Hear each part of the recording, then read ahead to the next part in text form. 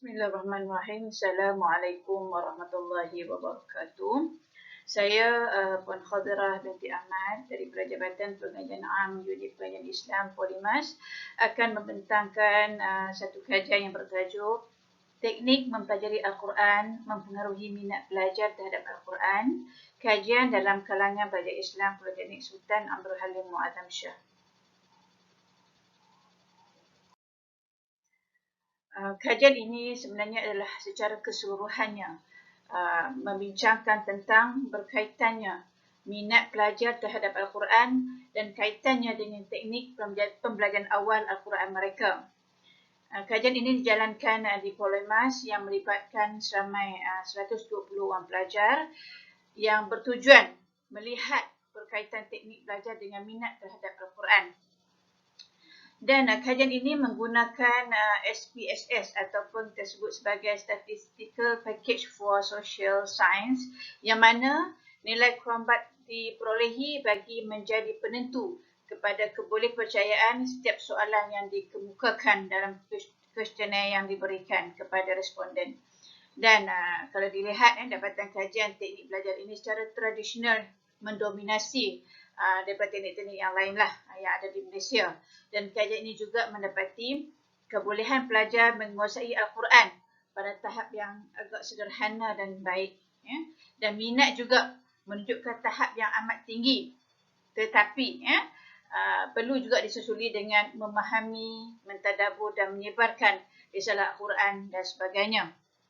Dan kajian juga memperkenalkan satu teknik yang lebih berkesan dan menarik minat untuk pelajar membaca Al-Quran, malah dapat menguasai dan menghafaznya sekaligus. Allah Subhanahu Wa Taala mengutuskan Nabi Muhammad SAW sebagai rahmatan lil alamin, iaitu rahmat kepada sekalian alam. Kerasulan baginda Rasulullah SAW bertunjangkan paling agung iaitu Al-Quran sebagai pedoman hidup kepada seluruh umat manusia. Melalui malaikat Jibril alaihi salam, Nabi Muhammad SAW diajarkan membaca Al-Quran. Dalil naqli ataupun bukti autentik ialah firman Allah Subhanahu Wa Taala dalam surah Al-Hajj ayat 9, Inna nahnu nazzalna dzikra wa inna lahu lahafizun. Yang bermaksud, sesungguhnya kamilah yang menurunkan Al-Quran dan sesungguhnya kami benar-benar memeliharanya. Sorotan kajian ialah kita menyurat kembali teknik-teknik pengajaran dan pembelajaran di Malaysia yang merangkumi beberapa kaedah, dan kaedah yang dimasukkan dalam kajian ini adalah kaedah Baghdadiyah ataupun Baghdadi, iaitu kaedah-kaedah yang tradisional lah, yang selalu yang banyak pada awal pengajian lah.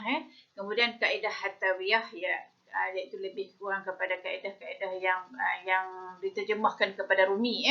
Kemudian satu lagi kaedah iaitu kaedah Nurani ataupun aliran Panapati yang banyak yang diperkenalkan di peringkat di Pakistan lah, dan diguna pakai kebanyakan makmat tahfiz di Malaysia. Dan yang terakhirnya adalah kaedah Iqra yang memang agak popular lah di kalangan terutamanya pelajar-pelajar sekolah rendah lah.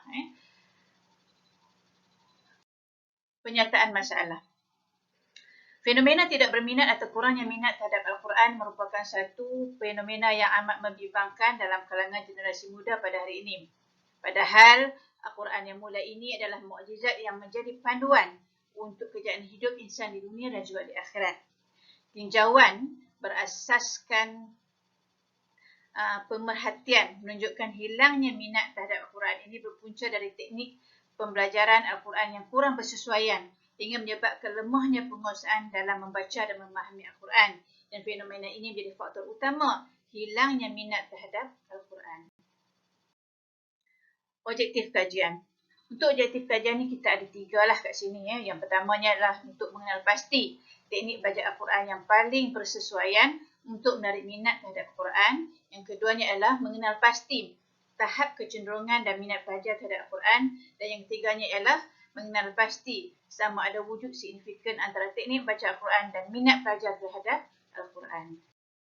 Persoalan kajian. Persoalan kajian adalah mengenai persoalan-persoalan berikut. Yang pertamanya ialah apakah teknik pembelajaran awal Al-Quran dalam kalangan pelajar? Yang keduanya, apakah sikap pelajar terhadap Al-Quran? Dan yang ketiganya, apakah signifikan terhadap teknik membaca Al-Quran dan minat pelajar terhadap Al-Quran? Metodologi kajian. Kajian ini dijalankan terhadap pelajar Muslim Politeknik Sultan Abdul Halim Muazzam Shah yang melibatkan 120 orang pelajar sesi Jun 2020 yang terdiri daripada pelbagai bidang di 3 jabatan, iaitu Jabatan Perdagangan, Jabatan Kejuruteraan Mekanikal dan Jabatan Kejuruteraan Elektrik. Populasi dan sampel kajian berjumlah 120 orang responden daripada keseluruhan pelajar Muslim yang berjumlah hampir 1,100 lebih pada sesi semasa kajian ini dibuat. Dan menurut Muhammad Najib Abdul Ghaffar 1999, jumlah 30% sampel sudah mencukupi. Oleh yang demikian, penyelidik berpendapat jumlah tersebut mampu mewakili populasi. So, maknanya dia bawah daripada 30% lah. Jumlah 120 orang pelajar ni, responden. Instrumen kajian. Instrumen kajian merupakan alat untuk mendapatkan data dari sampel kajian. Menurut Muhammad Najib Abdul Ghaffar 1999, instrumen kajian juga menentukan jenis data yang diperolehi dan ia mempengaruhi jenis analisis pendidik. So dalam instrumen kajian ni kita pakai dua data, iaitu data primer dan juga data sekunder. Primer iaitu berkaitan dengan berasal asidik, manakala sekunder ialah ia sumber maklumat yang sedia ada yang kita contohkan seperti buku rujukan, akhbar, majalah, risalah dan penyelidikan dan sebagainya. Analisis perbincangan. Semua maklum balas yang diterima telah dikumpul untuk melaksanakan ujian kebolehpercayaan ataupun disebut sebagai reliability test menggunakan perisian SPSS itu tadi. So nilai krombat alfa yang diperolehi daripada ujian ini akan menjadi penentu kebolehpercayaan setiap soalan yang dikemukakan dalam kuesioner ini. So di sini kita tengoklah secara asasnya nilai krombat alfa melebihi 0.7 adalah diperlukan untuk sesuatu kuesioner menghasilkan keputusan maklum balas yang boleh dipercayai. Untuk kajian ini, kesemua soalan telah diuji dan nilai krombat alfa untuk keseluruhan data yang dikumpul daripada kuesioner ini adalah 0.867, yang mana nilai ini berada pada jumlah bagus dan boleh dipercayai. Dan kalau kita tengoklah krombat alfa kalau nilainya lebih daripada 0.9 dikategorikan sebagai cemerlang dan boleh dipercayai. Dapatan kajian.